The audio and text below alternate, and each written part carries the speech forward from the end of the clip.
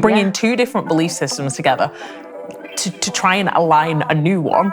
And those things, they sound like nothings, but they're actually really big. It was only when my husband and I found ourselves in a lot of debt that we actually had to sit down and work out what we're doing with our finances and understand that what we were doing to get to this space is not what we need to continue to do. Otherwise, things are just going to keep getting worse. Then we were getting married and he brought out this spreadsheet one day and I just thought, oh, what is that? Like, what is going on here? And he said, this is like what we need to get married. This is what we need to buy a house. What's going on with your finances? And I was absolutely horrified. It's definitely a biblical view that we take when it comes to our marriage in general. So two become one. So the two of us have come together and we've become one flesh. So everything that's his is mine and vice versa. Are there any things that you do practically that help you and your husband just in terms of how do you decide where to spend, what to save, what to invest? Welcome to the Magnify Conversations. My name's Ruth, and I'm the founder and CEO of Magnify. And my name's Rachel, and I'm one of the hosts of this podcast. Magnify is a global community and content platform focused on equipping women like you to grow in and impact your sphere of influence. We truly want to see you thrive in all areas of life and want to display what faith can look like at the center of that too. We started the conversations because we wanted to have real discussions about things that matter. Money, relationships, and work, all through the lens of faith and our relationship with God. Ultimately, we know as multifaceted women, things are rarely one size fits all. So we speak with many different women who are from our community and hear their stories. We hope you enjoyed this episode of the Magnify Conversations. Thank you so much for tuning into today's episode. Marriage and money is a topic we've been so excited to chat about, and today we were joined by Tolu Frimpong. Tolu is a financial coach, passionate about helping women break the payday to payday cycle and achieve their financial goals. We discussed how finances should be split in a marriage, questioned if we've become too focused on the economics of a potential partner, and shared on how we can communicate more effectively with our partners about finances. Let's get into the conversation. So welcome, Tolu, to the conversations. So excited to have you here. And Rachel is too, I'm sure. I can't wait. I have so many questions already. I can't wait for the discussion we're going to have. Yeah, this is a great topic. It's something that's really personal to me because I didn't talk about money literally until I had to start preparing for marriage. So I'm sort of looking forward to just seeing how that journey was for you both as well. Yeah. You know, I hear the statistic all the time. I think finances is the biggest cause of divorces. Yeah. But again, it's just still a really hard conversation. So, you know, let's get into this discussion and let's hear what you have to say, Tolu, about money and marriage, of course. Yeah. But firstly, I want to do some icebreakers, if that's okay, right, so sure. we can warm you up a bit. So on the topic of finances, what is the worst financial advice you've ever received? Oh, worst financial advice I have ever received? That's a good question. I would say opt out of your workplace pension. That was that was advice one of my friends gave me back at uni. It's like, if you opt out, you get to save so much money. Right. Yeah. Big mistake. I don't know if I can't think of the worst advice, but I think it's been a lack of good advice has been my problem. And as an adult, I've kind of been like, okay, why did nobody tell me this when I was a teenager? Yeah. So I don't know if it's that I've had bad advice, it's that I've had a real lack of advice. I think it's the lack thereof for me. Yes. So, yeah, I think someone said to me once, maybe you're just naturally a spender. And I think I just leaned into that. I just thought, well, it's Leaning natural. into my identity. Yeah, it's natural for me. And I don't think they caveated that with you need to grow maybe this ability or anything like that. Just said that's your natural way. And there's so many other habits that I've unlearned. But I just thought I literally thought my husband will teach me about finances because that's not my calling kind of thing. And I think that's not great. I think, you know, I don't know what you think, Tolu, but sometimes people wait for marriage until they think it's time to be responsible. And I just wonder why do you think that is? Why do we wait for that decision? I think there's a couple of things. I think you don't know what you don't know, right? Okay. So if no one's ever told you how to manage money or and it taught you about budgeting or taught you about the importance of not spending everything you earn, if you've always lived your life in that way, you just kind of continue to do it because you don't know any different. So I think it might not even be in marriage, it depends on the spouse you have, but if your spouse is similar to you in terms of has that same, just spend what you have and then wait until the next payday and then spend what you have, you kind of will continue on that cycle until something kind of brings that breaking point. And I think that's kind of what happened to me on my financial journey, in that it was only when my husband and I found ourselves in a lot of debt that we actually had to sit down and work out what we're doing with our finances and understand that what we were doing to get to this space is not what we need to continue to do. Otherwise, things are just going to keep getting worse with us financially. So I think it's a lack of knowledge, basically. And I guess, not to spiritualize it, but my people perish from a lack of knowledge. So it's you don't know what you don't know. So I think that's a big part of it.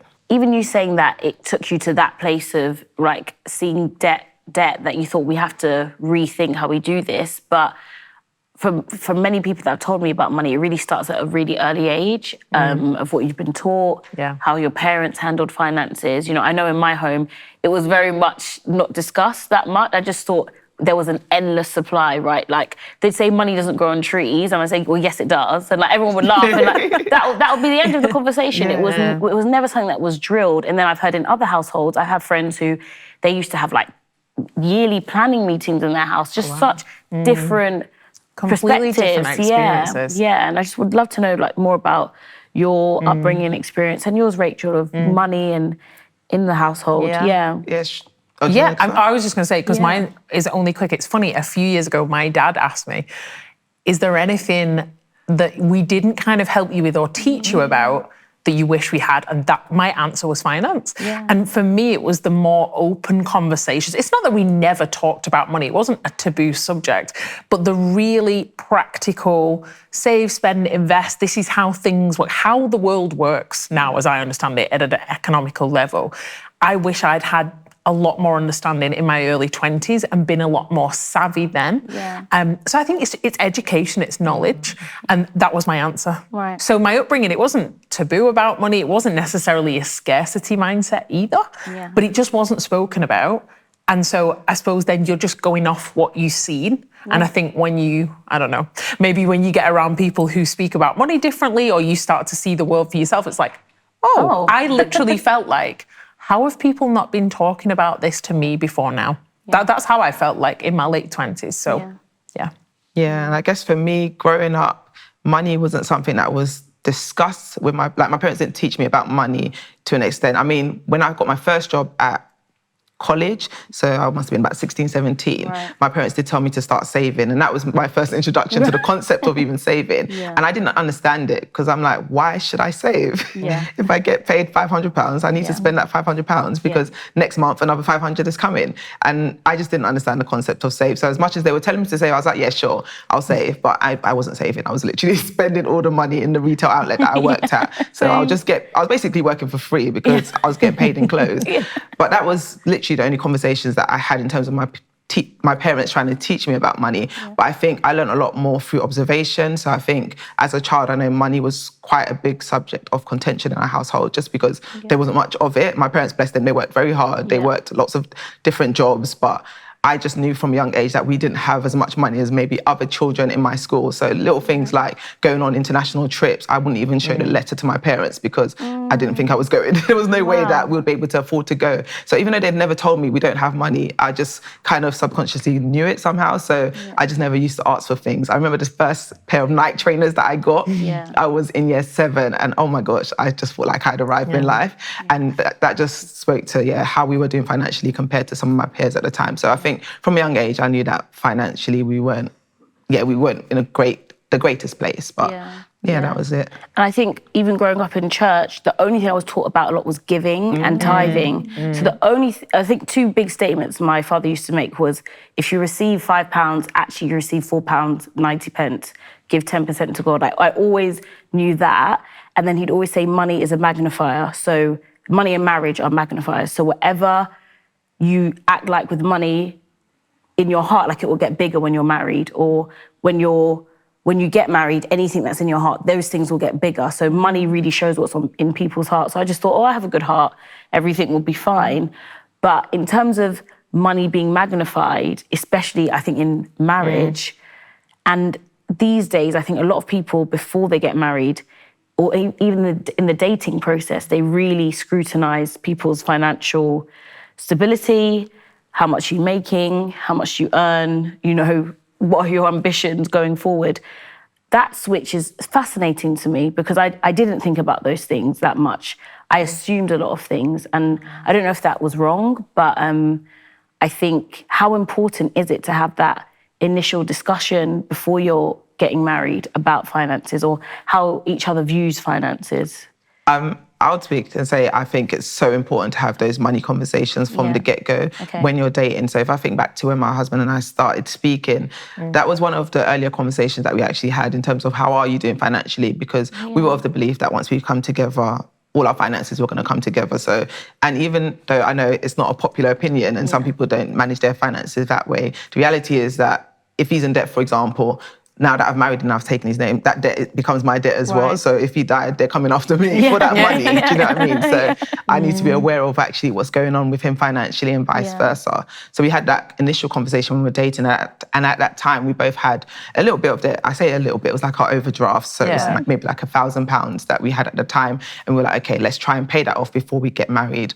We didn't end up paying it off. We still got married, and that was the initial debt that we started with. But we cleared it quite soon in our marriage, and we just had the discussions from the get-go that, our finances are going to be combined. So I can't just go off and, just go crazy spending, and vice versa. And that was a big adjustment for me because I was a big spender before I met my husband. Like I said before, I just, payday, I get paid, the money's finished. That was just my attitude. It's like, I can have the same pair of shoes in 5 colours and I think it's fine. And he's just like, but why do you need so many of the same thing? It's like, but they go with different outfits. And so we just had very different attitudes towards money when we got together. So it was good that we had those initial conversations. So I could kind of see, okay, this guy has different beliefs about money to what I have. Can I handle that in marriage? And I think if we hadn't had those initial discussions, it might have been a bigger topic of a bigger cause of contention in our household, because it's like, I want to buy these shoes and you're telling me I can't buy these shoes and all of these things. But because I kind of knew where he was coming from and the advice he was giving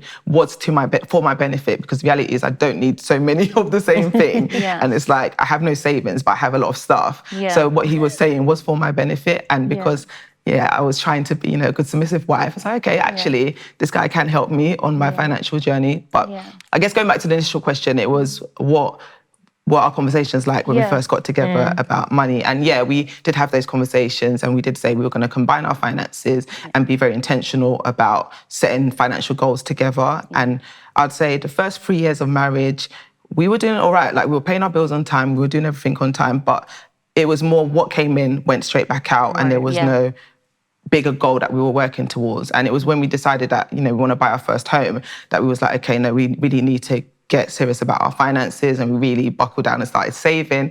And then at that time, we made a decision actually to move back home with his parents. That was a very controversial thing to do at the time, because you don't do that. You're supposed to leave your mother and father and cleave to your wife, not go back to your mother. But at the time, it was like, no, we have somewhere that we're going, we want to buy this house. Rent, etc. at the time was very expensive. It was just harder to save. So we made that sacrifice, moved back home, and we were saving up towards buying our first home. And the story goes on and on. There's a lot more to it. But between buying that first home and moving into that home, we ended up in over £36,000 debt. And it just took a turn for the worse. But, before we get into that, because I want to know, I really can hear this foundation of even as soon as you got married. So you said, finances combined. And I was like,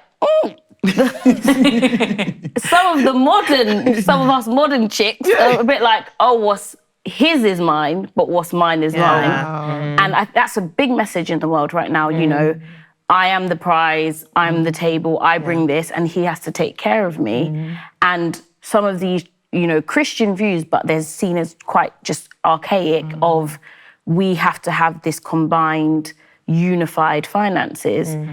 And some people say, it doesn't work for us and that sort of thing. Where did your understanding of we share this? Is it from your Christian values that we're going to share our finances, we're going to share our debt, with each other?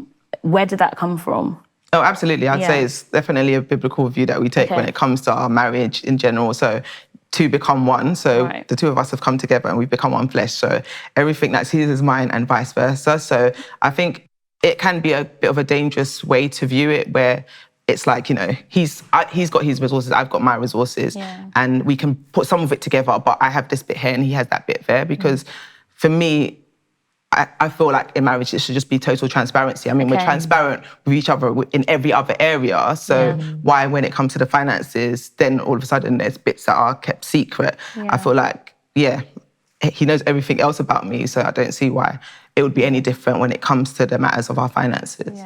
How old were you when you got married, if you don't mind me asking? 12? No, I'm joking. No, I wasn't 12. No, I was 25. Yeah. So you're the same age as me. Now, I'm interested because I think culture and society has shifted a lot as well. So you were having these conversations about money from a perspective of being transparent. Have we got any debt? Like, what kind of just knowing what you were walking into, which I think is totally fair enough. Sinead, I'm going to pivot to you now, because how old were you when you got married? 31. Okay. Yeah, 31. And so that was like last year or the year before? Yeah, literally a year and a half 2 years ago. Yeah. So I think we're in a place like culturally now where obviously it's like Sinead was saying, I'm the table, like what's yours is mine, but what's mine is mine. And also I think especially in general, like women, millennials and Gen Z women are looking at, okay, what is this guy earning? Or at least what is his earning potential? And it's not really from a perspective of financial transparency. It's kind of like, is he going to give me what I want? Yeah. So this is when you actually met your husband, your now husband. Were you having financial conversations? Were you thinking like, is he going to give me? You know, and I don't mean that in a. No, I think he looked at me, right, and thought, because I'm a big daddy's girl as well, and I just love my dad so much. And my parents have given me a lot, and we did the whole private school thing. My parents sacrificed, so they actually sold their first house. So, oh my gosh, I'm gonna cry. So that my sister and I could go to private school. And so, but from the outside looking in, it just looks like they have everything. And so even when my husband met me, he thought, how am I going to can I give her this life that her father has given her? And when he proposed to me, he used to really go inside himself. And I could see he was thinking a lot all the time. And I now, knowing him more, I know he was thinking about money and thinking about, can I provide? Can I be able to sustain her and all her wigs and everything that comes with her?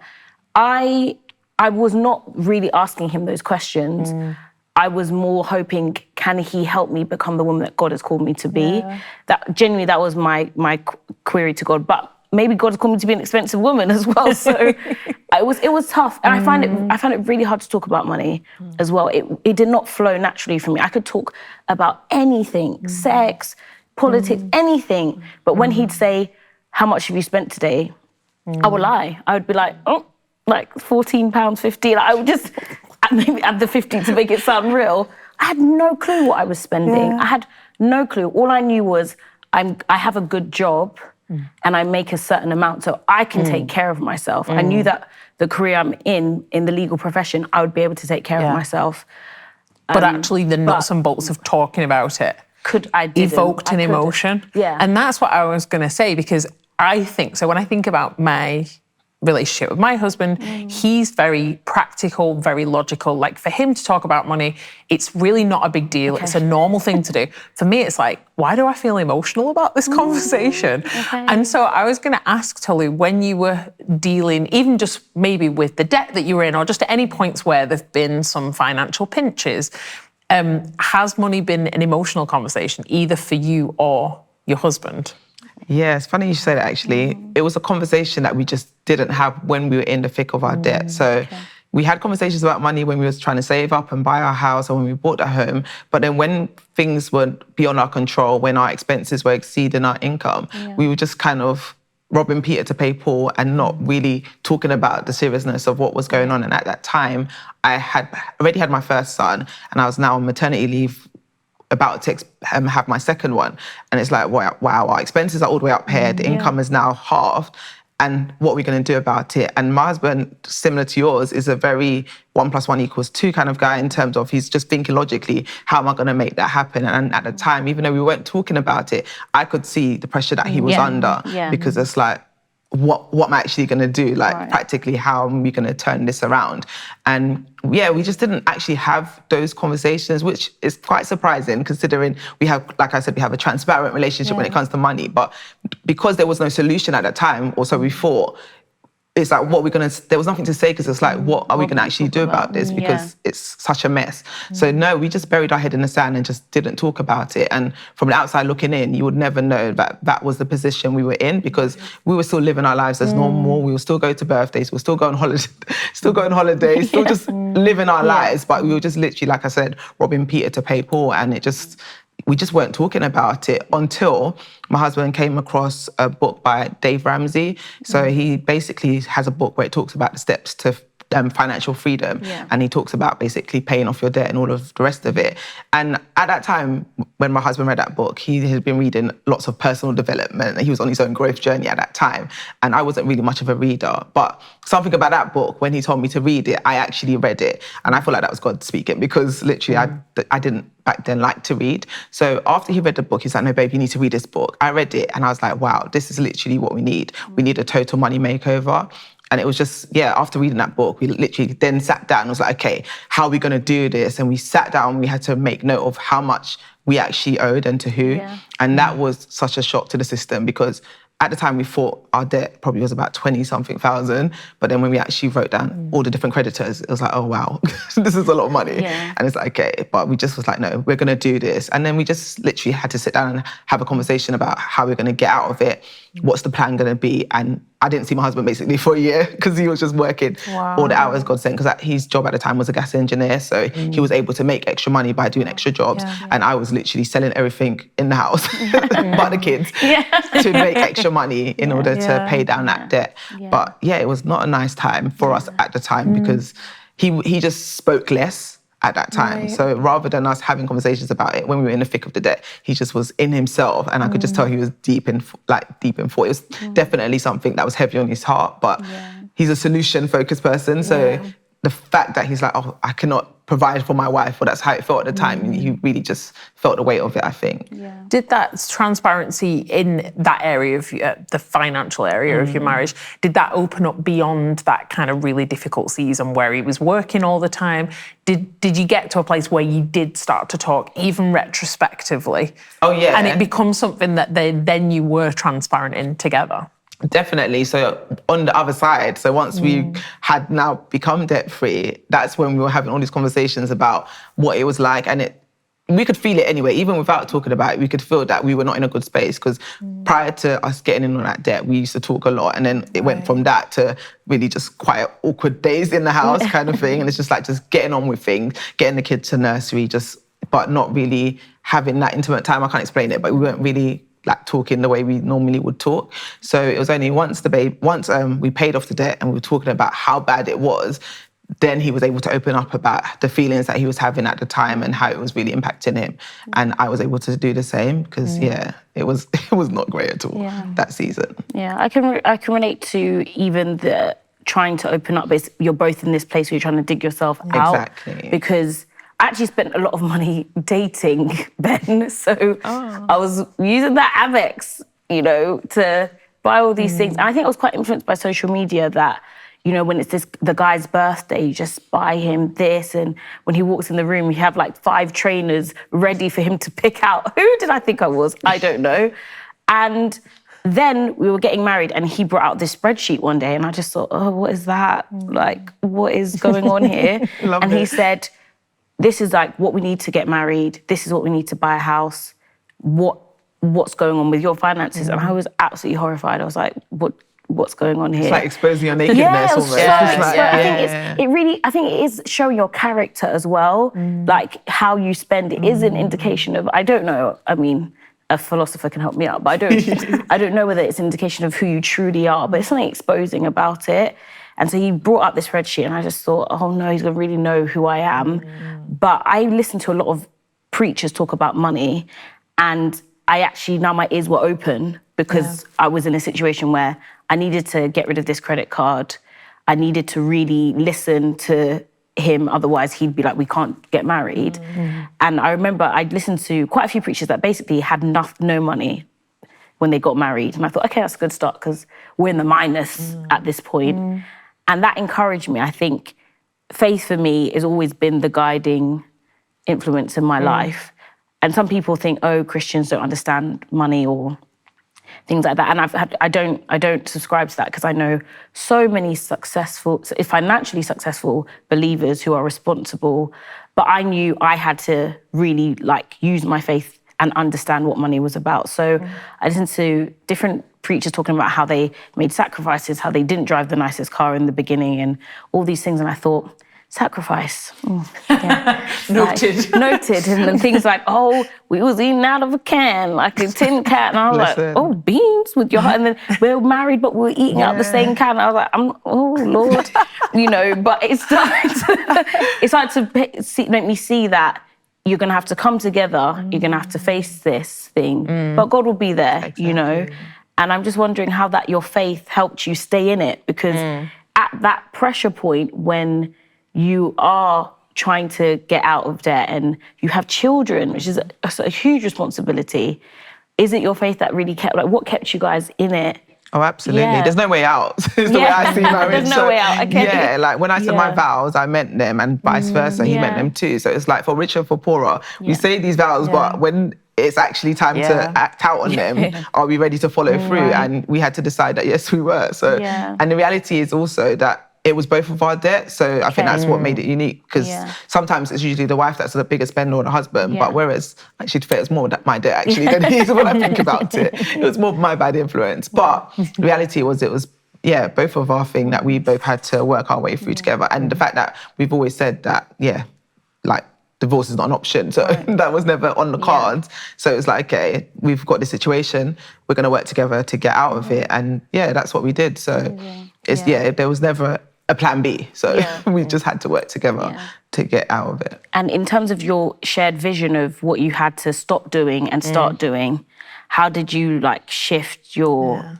priorities? It was hard. And especially with children, again, it's the baby needs some, nappies, Exactly. These things and we can't go without. Well. Right. Because of the timing of when all of this was happening. Yeah. It's like my sensitivity to things that I need is heightened. Okay. So it was not a great time, to be honest. It was very challenging. Yeah. But it was also a great opportunity for growth for both of us, because I think I had to do a lot of growing up, definitely. I think having the dependents, so my children, helped me grow up a lot, because I think before having them, I was very selfish in terms of, I guess I still can be at times, but generally speaking, it's like, this isn't just about us. Okay. It's about these two little people as well. And it's like, I don't want history to repeat itself. So obviously at the beginning, I was talking about the fact that, growing up financially, my parents did go through a lot of hardships. And it's like, do I really want to repeat that same cycle for my children? And if the answer is no, then I need to do things differently to what I saw growing up. So even though naturally, my natural disposition is to just do what I've always known to do, or what I've been taught, or what I've seen, if I want a different result, I need to do things differently. And so that's kind of what I've had to do.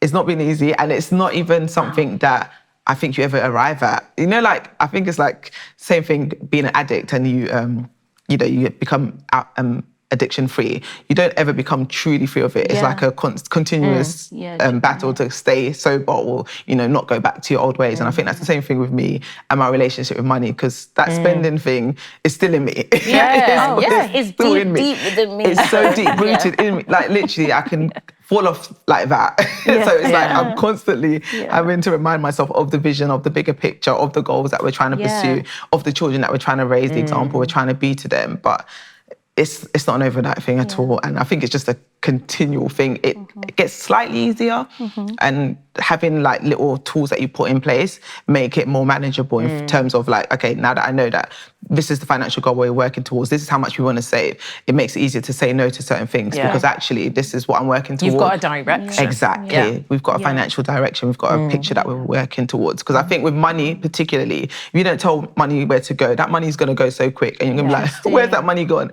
So you literally need to give the money an assignment. And I think for us, that's kind of what helps keep us in check financially, because the money's already on that spreadsheet. It's been assigned to all these different categories. Whatever's I've allocated for my fund money, that's all I have to work with, and I just have to manage that. Whereas before, when it was just a free for all, I'm going to order those shoes in 5 colours because I haven't given it a job to do. So... I was just thinking what you were saying then, Tolu, about your family and your upbringing, and you felt there wasn't a lot, and how much that it's easy for us also to go to the other end of the spectrum. And I think me and my husband have talked about this before, just with his upbringing, my upbringing, like they've got similar in a way, and how you see money, whether it's talked about, what you believe about it, what your relationship is with it, is it's easy to be like, right now I'm making my own money. I'm not in my parents' household anymore.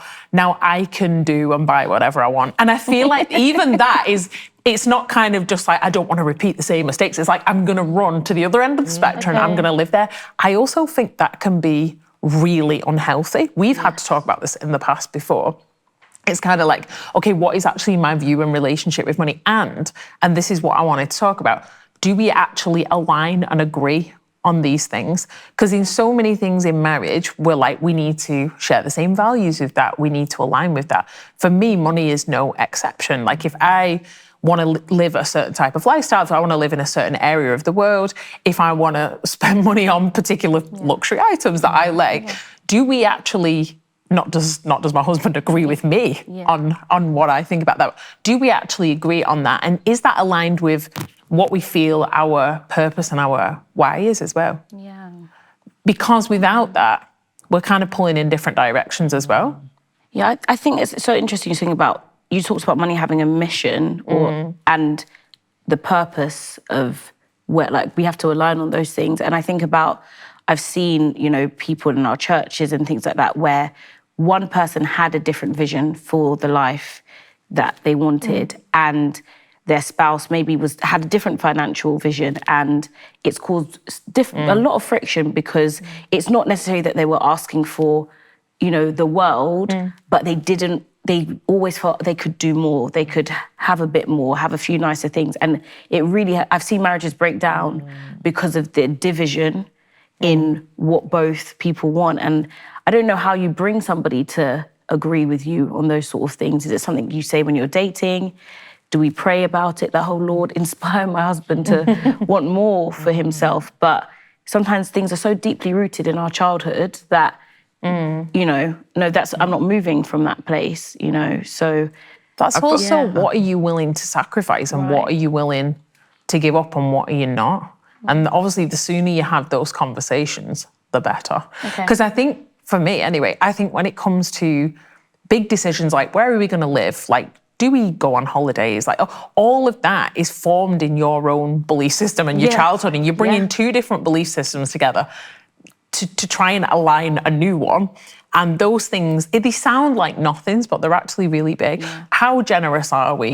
Do we invest? You know, you might be a really, I'm also a spender, right? But I'm quite generous too. Do you know what I mean? I love to give. I really do. And so do we align on that? Because if I'm going around saying, oh, I'll get this dinner or I'll do that, and my husband sat there like, no, he's actually generous too, so that's great. But that is more than just a little one-off argument. That can be, there's a reason that money can be one of the biggest, if not the biggest reasons why divorce happens. No, definitely. I think to what you said, definitely have those conversations sooner rather than later. But then what I would also say is that people do change. So, you know, the beliefs that you had pre-marriage may change as you get married, right? So, you know, for example, they say more money, more problems. So, you know, when we didn't have money, I couldn't be generous because I don't have the money to be generous with, right?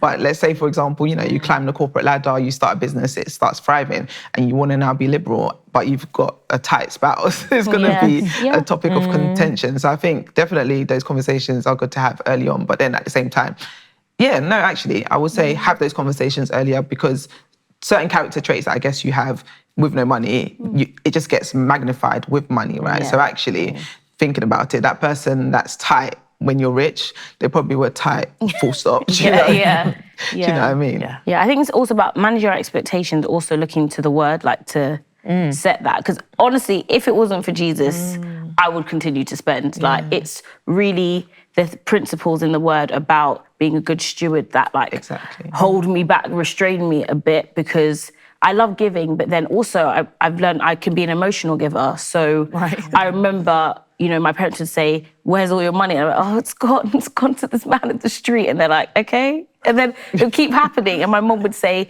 do you know why your father takes the offering before he preaches? And I'm like, nope. And she'd say, because he doesn't want to play on people's emotions at the end. And it's not that every church structure is different, but she was trying to show me that you can become an emotional giver. Right. As a female sometimes as well, you're led that way. So that was the first time I realised my emotions can even dictate my giving. And even in the most best, good intentions, but again, now I'm in a marriage, we have to discuss how we're going to give. We're going to have to discuss what we're going to give to, So a conversation, I think, has really helped. Yeah, we talk about it a lot. Yeah, no, I think I would agree. It's having those conversations. So I don't think you necessarily have to have the same exact money beliefs or have the same exact views, but it's where can we compromise? Right. Where can we find the middle ground? It's like, okay, you want to do X, Y, Z, I want to do A, B, C. Okay, how much of it can we do within the shared family vision, and how much of your stuff can you do and I do, kind of thing. Yeah. Thank you so much for tuning in today. I'm Sinead, one of your co-hosts. We know so many of you already watch these conversations, so if you haven't subscribed to our channel yet, hit the button now. It really helps this important content to reach even more women around the world and ensures we can keep bringing these conversations to you. Let's get back into this episode. Are there any things that you do practically that help you and your husband, just in terms of how do you decide where to spend, what to save, what to invest? Like, are there any practical things that you do, like day to day, week to week, month to month, maybe not day to day, that help you like stay aligned, stay on track? You're saying about like giving money a mission. Yeah. Where are the goals and things like that as well? Yeah, we actually have money days and we actually have budget meetings. We're very sad.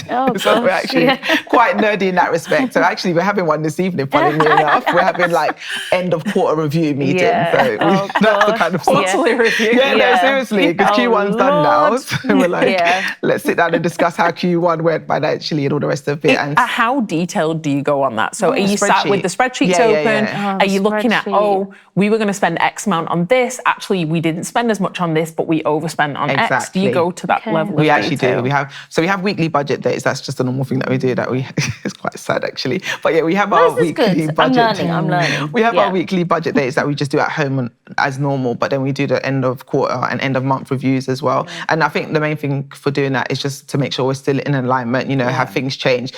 Are there other priorities? So for example, one of my sons, we need to start tutoring for him. So that's something that we need to add into the budget. Okay, where are we going to take money from in order to facilitate that? So these kind of conversations need to be an ongoing thing, because things are always constantly changing. It's like a juggling act, trying to manage all the different finances, cost of living, everything's gone up. So it's like, how are we going to make sure everything is being paid for? And we're also funding our career goals, our savings, our investing, our sinking funds. Adulting is a lot. It's actually a lot. So we have to be intentional and have those sit downs, because coming from the position that we were in a few years ago when we were in all that debt, it's so important that we don't end up back there again. So do you take the lead on that? I am the money lady. I know, like God has really done a work in me. It's so ironic that I would be now the person talking about finances when I was so bad with money once upon a time, but it's the journey that I've been taken on, and just have to embrace it. And for you, we were talking earlier about like, is money kind of a logical or an emotional conversation? For you now, is it more practical and like, okay, what do we have rather than what don't we have? Like, what about your mindset? Because, we talk a lot about, you talking before about like financial freedom. I think we naturally think about that as being, right, we're earning plenty, like we're debt free. I think so much of financial freedom is actually how we view money and our relationship. Are we free based on what we actually think about it and how we use it and all of that? Is it emotional for you? I think I think it still is for me, to be honest. Like I said, I'm still a work in progress. So for me, I definitely have probably not the best attitude to relationship with money, in terms of I have quite a scarcity mindset when it comes to finances. So I can be quite frugal with the budget. Like, I've gone from one extreme to like actually being in that position that I was in before. I don't ever want to end up back there. So now it's like, I need to make sure that we're more than good, because I don't want things to go wrong. And I think because I've got 4 children as well, it's like, for me, the stakes are high. So I can't afford to mess up with the finances. So I think I probably have more of a scarcity mindset, which is something that I'm definitely working through, because actually, like, God supplies everything, isn't it? Like, he can supply all my needs. So it's like, I need to actually believe what the word says rather than, you know, always watching every single penny on my budget spreadsheet. Do you think, because I do enjoy the quarter-one meeting. I'm not there yet, but I enjoy the thought of it. I love a presentation. Concept, I do have meetings on a Friday sometimes with my husband, but I am not listening. But I do my best. I think about how sometimes forensic you do have to be and responsible you have to be in a marriage. And then beforehand, because a lot of women do scrutinise how much somebody is making, but where is the balance? Because someone might not be earning a certain amount and people write them off. Or someone might be, I don't know, making a lot and then they're like, oh, that's the person for me because they can sustain my lifestyle. And where is the balance between making that initial decision of somebody's attitude towards money at least? Because you've grown, like you've grown, you've become, you know, way more responsible, and actually you like talking about these things. So God, I have hope. So I'm just thinking about when somebody's making a decision to be in a relationship with someone and marry them, what should they be looking out for with their attitude to money, or just praying for, saying, God, you know, I pray that this person grows in this way. What kind of things could they be looking for? I think their character is an important thing to actually look at. Fundamentally underpinning how they manage their money is their character and the kind of person they are. Because I hear those conversations or see those conversations online a lot about, you know, oh, he needs to be earning six figures for him to chat to me and all those kind of things. And it's like, he could have the money and be up to date and anything can happen tomorrow. That business could go bust and then he hasn't got all that money. Then where do you stand? Are you going to leave him and, you know, try and find somebody else that earns that six figures? The reality is you're going to have to work with him and work through it. So I think if he's a hardworking man, he's ambitious, I think hardworking is really important actually, because he can make it again. Like, even if he had that money, he had that business and he lost that money, he can work hard again and build it again. But I think as well, generous as well. You want somebody that's actually kind and generous, because just because he's got that six figures, if he's tight, you're not going to enjoy it anyway. You know what I mean? You're not going to see it. You're not going to see it. You're not going to see it. So it's like, he's rich, but you're not. So it's like, what difference does it make? So that's why I'm thinking that's why I think it boils more down to the character of the man rather than what his bank balance is saying. But at the same time, you know, you don't want someone that's financially irresponsible and hard-headed and isn't teachable. Like, we need to be teachable, but equally he needs to also be teachable if that's the area that he's weak in. So like, going back to my example, I'm the one that manages the finances, but that's not to say my husband isn't the head of our house. He still is, but we just know our strengths and our weaknesses and we're open to play into each other's strengths and weaknesses. And that's a great character trait for him to have, because certain men will be like, no, I'm the man, like I'm the old guy. Do you know what I mean? I'm the head, so that's that. And it's like, come on, but you don't know what you're doing. But no, it doesn't matter, I'm the man, I have to do it. So I think character is the most important thing, I would say. Speaking of character, I mean, when do you think sometimes there can become power dynamics when someone is making a lot more money than someone else? So initially, God being so good, my husband got an amazing job when we were about to get married, and it tripled. Like, and I was like, he who finds a wife. I was like, he got that favour. That's my money. But it's like, made me think, oh my gosh, like, what if, you know, he doesn't share it with me? Or do I have a right to speak on this because it's his job? Like, I asked myself these questions, and he would say, oh, Sinead, like, you could, like, it's your money too. But it took me a long time to accept that and just say, well, actually, it's come to your account. So I had to really grow into that it's I mean, now I have no issue. But, you know, sometimes people can use that over someone and say, I'm the head, I'm making this, and those power dynamics can take precedence sometimes, But then that goes back to the character thing again. You know what I mean? Because it's like, so what? You could be earning six figures today, like I said, and lose it tomorrow. That doesn't change who you are as a person. Like, you're still my husband, I'm still going to respect you. And if it was the other way around and I'm the one that's now earning triple what you're earning, you're still my husband and I'm still going to respect you in the same way. I'm not now going to be, belittling you and making you feel less of a man because I'm earning triple what you're earning. It doesn't make sense. We're a team. So that's the way we've always seen it. We're a team, we're a unit. So if I'm up, you're up. And if I'm down, you're down and vice versa. I love that. Yeah, absolutely love that. And I think thinking about if you entering into something as well, how would I actually feel? Okay, we might be doing really well now financially. We may feel secure. We may be earning great wages. How am I going to feel about this situation and this relationship if one day we're not? Do you know what I mean? If it's only, and I know hopefully most people's relationships are not only built on what somebody's earning, but that, I mean, I know it's an extreme version of like society at the minute where it's kind of like, well, if you're not earning 6 or 7 figures, like you say, don't even speak to me. But it's like, if that's really one of the core things it's built on, what if tomorrow, 3 years, 5 years, 10 years, for some reason that changes, and that is part of life, sadly, sometimes.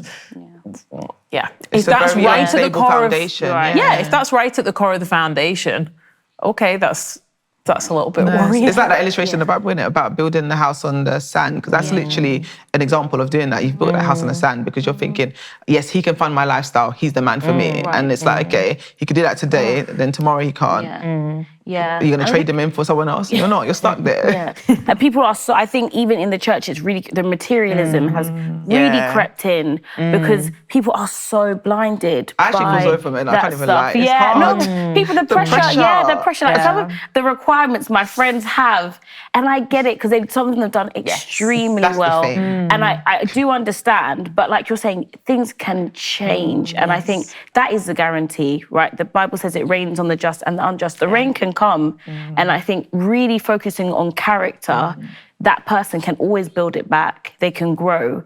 But I think for me, one of my biggest prayers was I want something that will allow me to give, because that would break my heart if God is pushing me to give and I can't because of the person I'm married to. So I really, like, my desire for a lot of people that are making those lists is that you see beyond, definitely, the here and now. I mean, obviously open your eyes, like if the guy is, I don't know, but keep your eyes open, but No, you've actually made me, remind me of another point actually in terms of what people are looking for, because not all that glitters is gold. So what this guy is presenting to you, you don't know if he actually has the resources to back it up.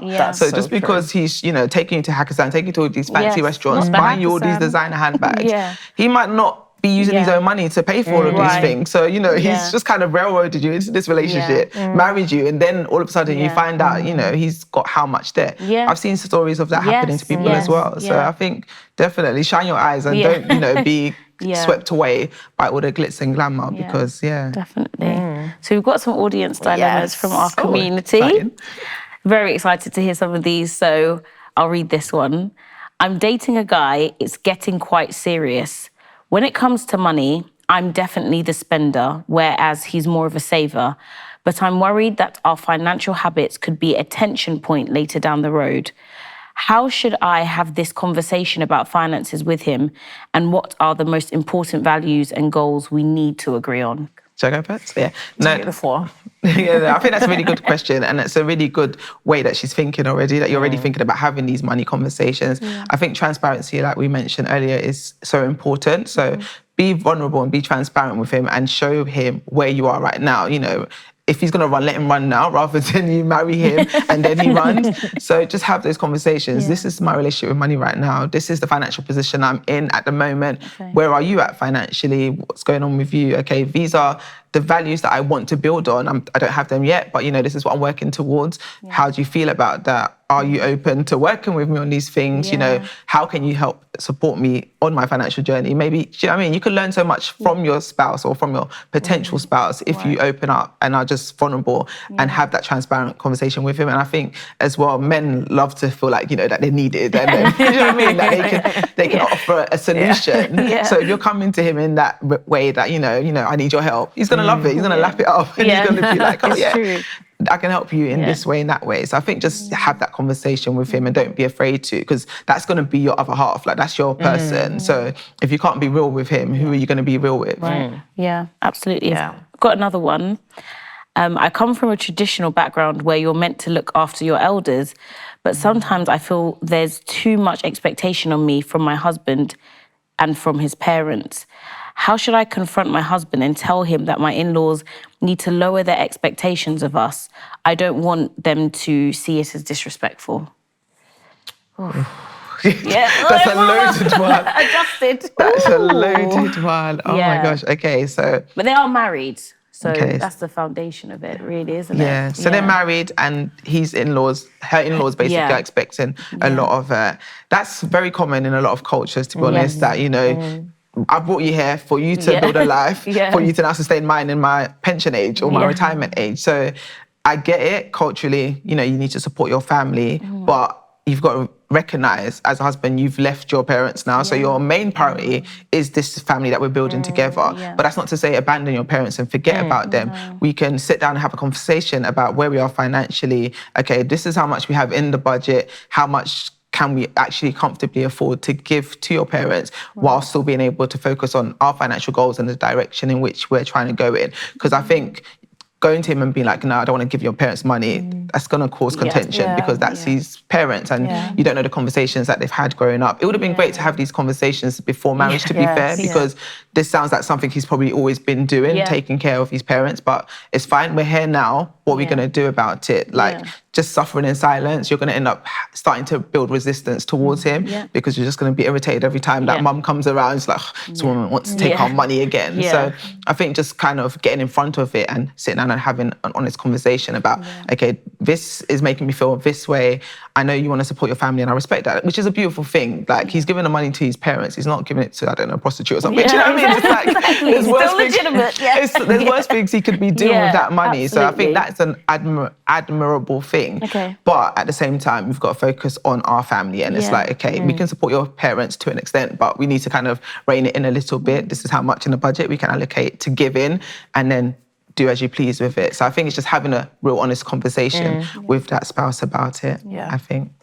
And it is different culturally, isn't it? And I think I just think what you said, really. I was going to try and say it another way. No, I just agree. I think it's probably difficult. It's not necessary. Because that's so, to think that we want to care for our family and actually do it is important. So I think for her to say, like, actually, no, that's probably going to cause more conflict, tension and resentment.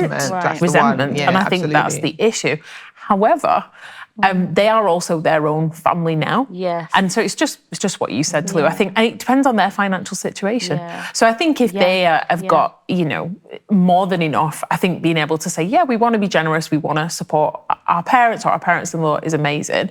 But also if they're in a really tight financial position, that's a different conversation again, because it's kind of like if we're living hand to mouth. I mean, I don't know their situation, but if they're living hand to mouth, it's looking, well, what actually can we do? And that, expectation is... I really like what you both said, though, about keep talking about it. Don't let it build up and build up. So maybe you introduce the conversation when he's feeling happy, maybe he's played some football, the endorphins are high. Made the food, yes. Like that. And then, so you gradually introduce it rather than you sit down, you confront them, and it may not go so well. So I think I'm taking that on, that just keep talking about it and seeing where we go. From there. So Tolu, this has been so helpful, practical and insightful. But we just love to know, as the Magnify community, like, where can we find you online? Is there anything you're doing at the minute where we can support you? You can subscribe to my YouTube channel at Tolu Frimpong, and I just do loads of finance content on Instagram, on TikTok, Twitter, so all over the socials, and my blog as well, tolufrimpong.com. And if you need any help, one-to-one coaching, just go on my website, tolufrimpong.com, or hit me up on Instagram. Thank you. Brilliant. Thank you so much. This has been great. That's been really good. Great. Thank you for joining us for this week's conversation. We hope you gleaned as much from it as we did. If you haven't already, subscribe to our channel to keep up to date with all of our episodes at the Magnify Conversations.